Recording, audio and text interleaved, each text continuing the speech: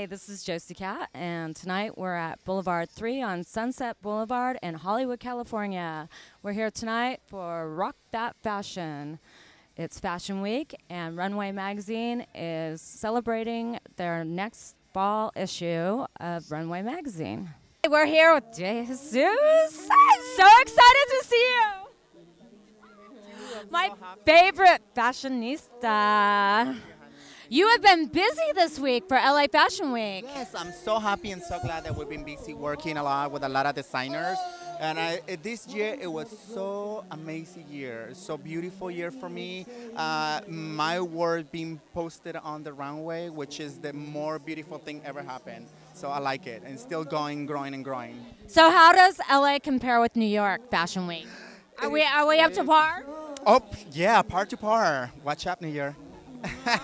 LA has his own side, and I'm just very happy. Right? Exactly, it's different vibes in different places, different way you go. So, which is the more important thing, because people make the difference, and that's the more amazing part. That is not the same blending thing, you know. It's just different things, different places, and different areas. The designers that we could expect. We have Point, which is the amazing designer with haute couture, and so aggressive, so projected with every single dress that she wear, every single dress that she made and she project. He has that message crossover. Very exciting. And what about your models this time? Tell me about some of the models. I'm very happy that we're still working with the same models every single show, because they know exactly what we expect. And we're so happy that we bring new faces to this show, because I believe in opportunity to everyone. And we have some models, new models, that really rock this show. They really work really well. And So they have it down now. Oh, yeah. I mean, there's been a few. After a few cries, but that's fine. What are your expectations as far as the night? Tonight, my whole expectation is to make sure that all these people that are gathered tonight, they go back home and see how is Runway nail it again.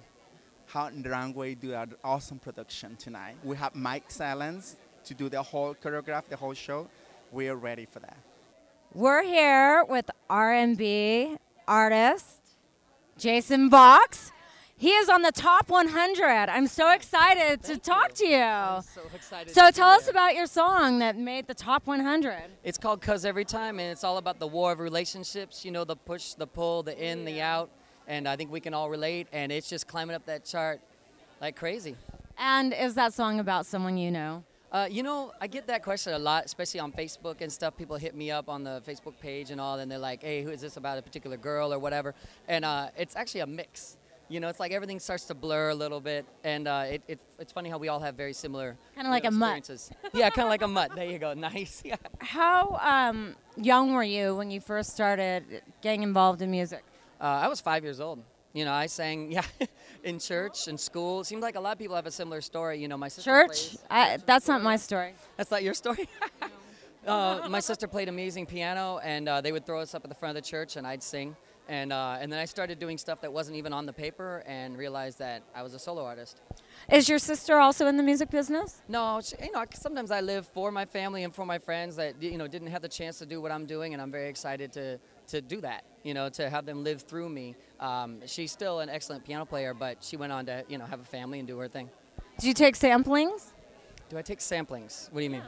For your music? Oh, you mean do I sample other people's stuff? Yeah. No, I believe in completely original. The only thing I've done, yeah, and I think that's important because music is an art form, and I believe there's definitely space for me to bring some of that back, you know, to care a lot about what I write. Because I do write club bangers, you know, similar to like Chris Brown, Teo Cruz. Actually, currently being on the top chart, I'm 2 slots above Jaysin, so pretty excited because I love Jaysin. But, you know, I believe that it's important to be original. So I'm trying to put that back out into the world and let people know this is an art form. We should not let it die. We should let it fly. So now that you've hit it on the top charts, Yeah. what do you have in store next? Well, we're going to be filming the music video for that, and actually going to be kind of like guerrilla style. So look for us to stop traffic here in LA. We're going to have so much fun shutting down like Hollywood, Sunset Boulevard. I just like to have fun. And where can we find you on the internet? Well, everybody can check me out at JaysinVoxx.com. It's JaysinVoxx. We're here with Sin and Sanaz. We're going to get our metal on right now. Sin! At a fashion show. At a fashion show at that. How crazy is that?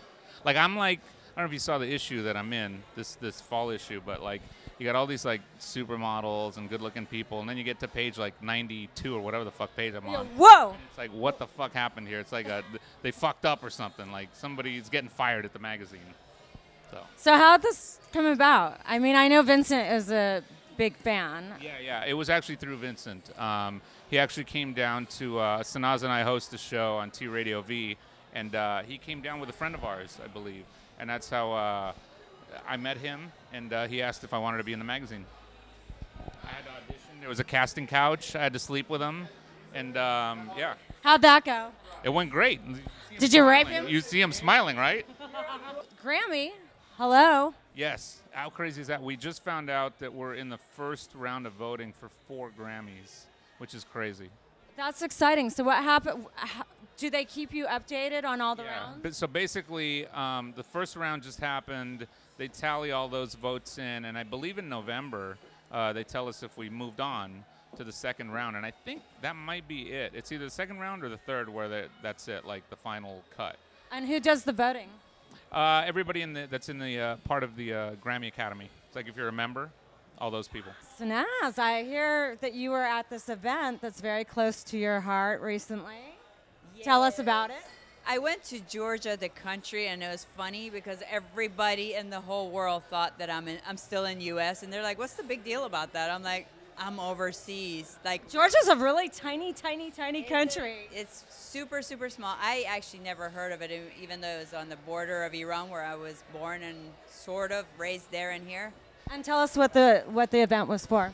The event was for the Persian Rock and Metal Festival, so we brought a lot of musicians from around the world, especially from Iran. They had to run away and come over there and runway. They took the runway to the show, and they actually got to play, and it was a fantastic 10 days of new experience and new people and new friends. It was amazing. I saw a great underground documentary about rock bands in Iran and what they have to go through to play. Do you know any of these guys?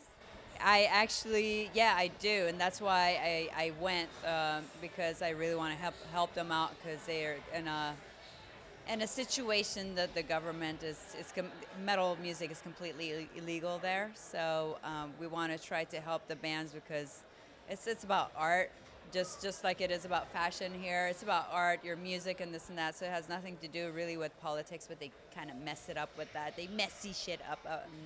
Good old politics. Yeah, you know, they always have to do that. But did you go back home at all while you were next door? If I go back home, my head will be hanging somewhere in the airport. They don't like me very much. No, I did not, no. Okay, so that's not going to happen.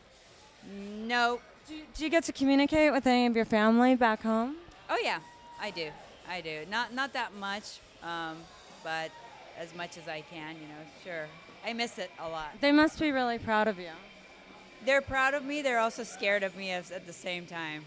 They're like, do they have to keep their distance? They'll come after you. It's like there is always somebody after me. I'm like, usually it's a crazy stalker. When was the last time you were there?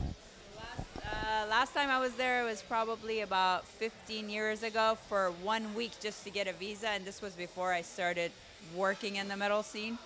So I just went there. If I knew I was going to do this, I would have stayed longer, but I just went there, stopped by, got a visa, and came out. But last time I really was there for a while was before 96, so it's been a... It's all about tongue and beat, right? Wait, we could have a tongue contest. Oh, really? Look. You got the master right there. It's not, it's not the length. It's how you use it? Absolutely. I'm with you on that. Absolutely. I think all the girls are with you on that. Yeah, I think so. There's a lot of testimonies. And not many men know how to use it. They're horrible at it. It's like, oh God, when is this over? You're writing a book on how to use your tongue? How to please the beeve. Yeah, absolutely. I think it will be a bestseller. I think so too. There's a lot of thank God I have a lot of testimonials for the book. So, yeah. Is it going to be just testimonials? That's going to be a good portion of it because I want people to talk about their experience with it. We're here with Karina from Poolside Collections, who just had an amazing fashion show. Everything is hand beaded. How long does it take you to do one swimwear piece? You know, they all vary, but I'm pretty quick now. I've got a lot of practice, so it takes about 3 to 5 hours. And then 3 to 5 hours. We're going to show you her collection, and the pieces are completely covered in beads. It's amazing. And I'm just surprised how you're able to keep the swimwear affordable for what it is. You said 125 to 280? 280, 320. You know, I just want a good price point. It is still, you know, for a swimwear, it's kind of high, but yeah, it's something that if every girl wants it, you know, you can bend your bills a little bit and try to get it. So I just want to keep it somewhere where we can still try to, you know, purchase it. What was your inspiration to start designing poolside wear? Well, when I was younger and had my perfect body myself, I did a little bit of modeling. It was always in swimwear. And when you model for swimwear, you don't ever get wet. So you use it for photo shoots or appearances. And so I used to create my own. And sure enough, one day I said, hey, how about make a suit that's not for the water? So the concept came about, Poolside Collection. My tagline is for the women that don't get wet. And it's all about being fabulous by the pool. And in places like LA, Vegas, Miami, who's actually getting in the water? Can't get your hair wet. Right. Don't want to mess up the makeup, the hair. Right. You know. Nowadays, girls are out there in their heels with their handbags, their shades. So, you know, it's the beautiful, Being glamorous. glamorous fashionista we all want to be. What would you tell someone who wants to get into fashion but just doesn't know where to begin? Okay, well, you can learn, get a little bit of inspiration from me. I did not go to school. I'm 100% self-taught. I learned a lot of things the hard way, and it's been tough. But hey, if you got the dream, who says you can't do it? This is Nirav. He is a Bollywood actor. He just got over here 3 months ago from Bombay, India. Hey, How Josi. are you liking LA? I'm loving LA so far. Thank you so much. And so tell me about your acting career. Well, you know, India's been great. India's been really kind. And now I'm here looking at new avenues and, you know, exploring different kind of acting material out here, from TV shows to movies. In India, I was limited to only doing movies, you know. But out here, I love shows like Breaking Bad, Suits, Mad Men. Oh, yeah. So it just opens up a new gamut of options for me. And I like how Indians are seeping into the whole scenario right now. You know, brown is the new black. So what were some of the films that you did in Bollywood? Well, I had a mentor called Amir Khan, who's been nominated for an Oscar out here. So he mentored me, and he produced my first film called Jani Tu Ya Jani Na. And it was it released out here on July 4th. So it released worldwide on July 4th. So So you missed the release here. No. It came in and it was great. It released worldwide on July 4th. And for Americans, it's a big deal because it's your, you know, Independence Day. So I'm glad we opened to good numbers and stuff. I've done a few other projects out there, and it's been great.